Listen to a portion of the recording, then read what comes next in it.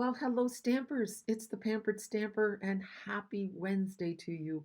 Wednesday means it's time for stamping through my stash. My name is Jackie Vandersar Boot, and I'm a Stampin' Up! Demonstrator in Canada and in the Netherlands. And I'm so happy that you're here with me. So every Wednesday, I indeed stamp through my stash. I ink up a stamp set that I haven't used before, and if there are dies or a punch to go with it, I also show you those. And the purpose is twofold. Number one, I'm a firm believer that you need to check out whether your things are in good condition or not. Every once in a while, there may be a flaw, either in the dies, in the punch, in the stamps. It's very rare, but it's so disheartening when you find this out a year later because you forgot to use your stamp set. Stampin' Up! Has a 3-month guarantee on their stuff, and your Stampin' Up! Demonstrator will definitely go to bat for you, at least I will, to make sure that you get your defective things replaced. So don't lose out. Secondly, when you stamp up your stamps, you ink them up, punch them, die cut them, you are far more likely to use your purchases. Your inspiration will be piqued and you will get creative. It's just inevitable. What I do if I don't have time to make a card right away, I save my stamped images, my punched images, my die cut images. I tuck them into the stamp set case, and then later on, when I pull it out, I'm in for a lovely surprise because I already have a few things to work with. So let's take a look at what we're using today. Sweetest cherries. Now, fun fact about the Pampered Stamper, I love cherries. I have to be careful. I will eat a whole bag full, and that's not so great for the digestive system. It ends up working far too efficiently, if you know what I mean. So let's ink them all up, and then afterwards I'm going to show you a trick to make your punching easier and effective. Okay, so we're going to ink up, oh look, I have nothing in here. When they're done, then you can put your stamps back in here after you've cleaned them. So I put a bunch all on one block so that I can be efficient.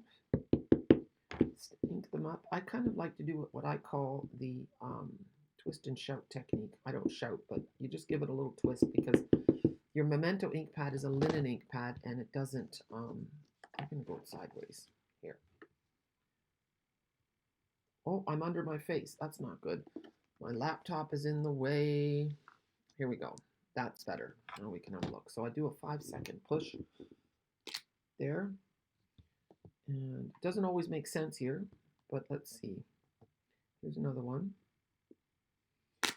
And then we're going to do this one. And you know what? Why not do that one in color? Get rid of my black. And I think since we're dealing with cherries, don't you think we should go with cherry cobbler? I think so. Got a little bit on my block, but that's okay. 1, 2, 3, 4, 5. And then look, I'm going to stamp off just to see how that looks. Now it's pinky. So there's more. I'm trying to think what else is there in this stamp. There's a basket weave stamp.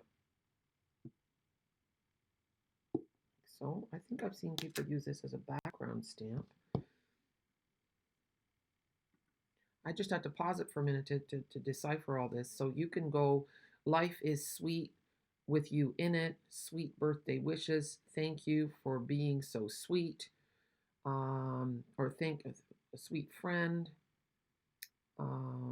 sweet day. So you can combine this any which way that you want, and that's kind of cool. Okay, now it's time for the trick. So you take your punch and you've got it upside down. This locks the punch, in case you didn't know, that little thing. So when you get your punch in your package, in your order, it will be in a clear plastic pouch.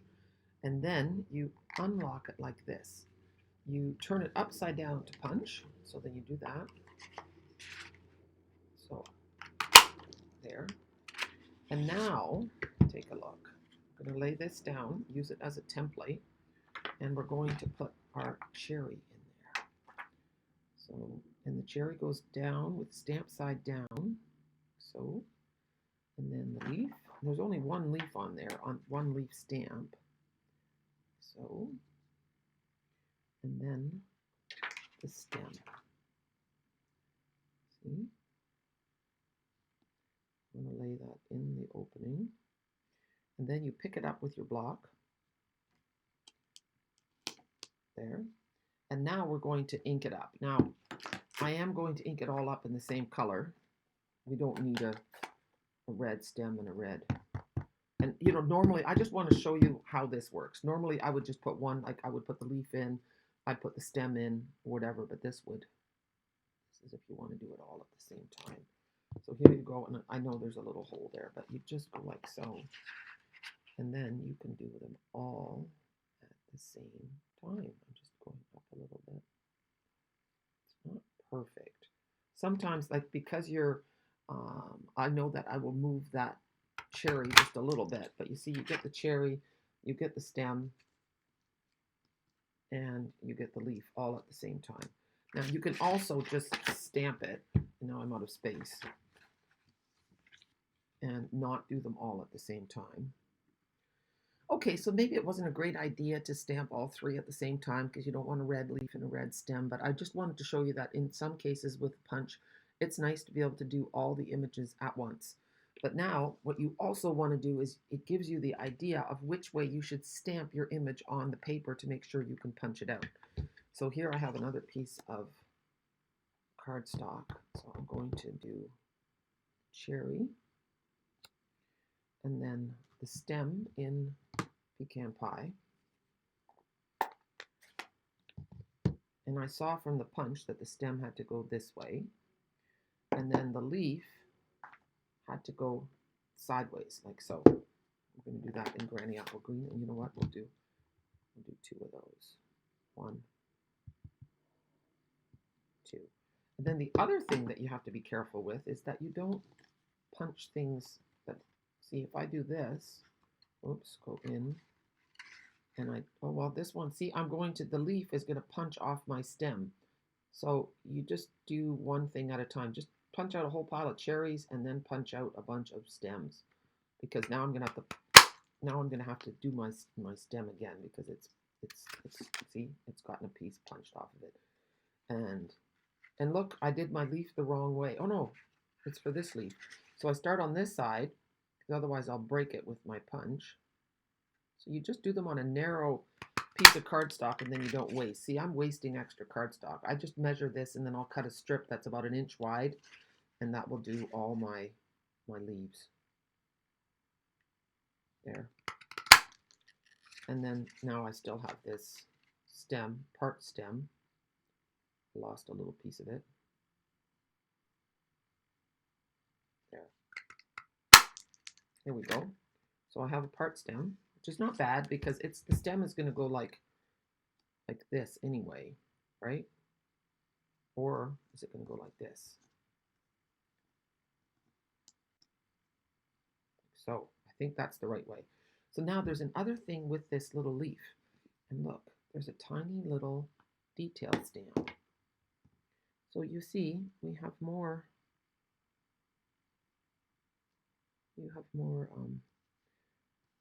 stamps than what you think. And I'm not sure if it should go, which way it should go. I'm going to do this one this way. I don't know if it's supposed to go. Guess what? I inadvertently did them both the same way.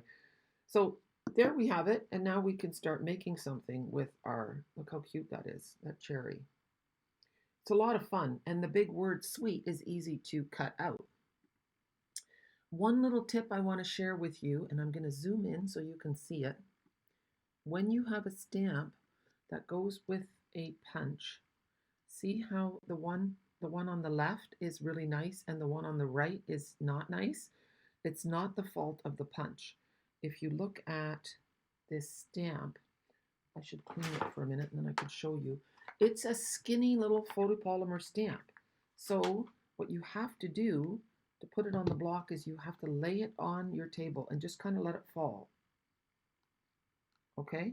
And then you pick it up on your block, and then it will be the right shape that it will go with your punch. But if you do this and you lay it down, then you might inadvertently make the curve a little bit differently, and then it doesn't go perfectly with the punch, as you can see here. And I thought, rather than making a card, I want to make a tag with you. And these are from the tailor-made tags. So there's these little things that go on here, and I didn't want to do that in front of you. Just in Dutch, we have a word for that. It's called friemelen. And that means like you're doing little fussy things. And so here are the tailor-made tags, and they're a mess because I don't have them on a magnet. But there's two different kinds. There's the ones with the little edge, and there's the ones with the straight. And then they have four, I think. I'm just making a real big mess out of this. There's four sizes of each tag. And then there's also, one has a little round tab and one has the other tab. And I use these a lot. They are fantastic. You can use them as an element on your card, or you can just use them as a scrapbooking little journaling tag. They're just, or a gift tag. They're just really, really lovely. So I thought I would make my cherry on here. And there's even a little bit extra at the bottom so that you can tuck it underneath your cherry and not see that white part. And then a leaf. And I didn't do a great job with that, but that's okay. It's artistic. And then I thought, what are we going to stamp on here? I think maybe, I don't know if birthday wishes work. Maybe just thank you. And see, it says thank you for being so, but I can just ink up the thank you. Let's have a look. I have it on a block somewhere. So the best way to do that is to take your marker, and blends don't work for this, okay? Just so you know. When you take your marker, you take the brush tip, and you just go over top of the words that you want. Now this is the first time this stamp has been inked, so I'm not going to use it on my tag because you can see how it's puddling a little bit. So I'm going to just do it here on my scrap, and then you can see what I mean. See how it's not clear? You might want to do it a couple of times because you don't want to ruin your tag or your card. And that's not a defective stamp. It's just what happens with the photopolymer. And see, so now I stamped on my table, but not good, not good. So now I'm going to also clean it. Just give it a clean, and then we'll see how it goes. Well, now this is being super vulnerable because if it still isn't good, then we have a problem. But that's why we stamp through our stash. Here we go. Here. See, it's not pedaling anymore, so I guess I was right. You know, sometimes we all have imposter syndrome sometimes, you know. You think you're talking like an expert, and then you think, well, am I really right? So here we're going to go right on here. Thank you. How cute is that? So now we're just going to, I'd like to pop it up, I think. I think that would be fun. So I put some dimensionals on the back of the leaf and on the cherry, but I don't want to put dimensionals on the stem. That's not going to work.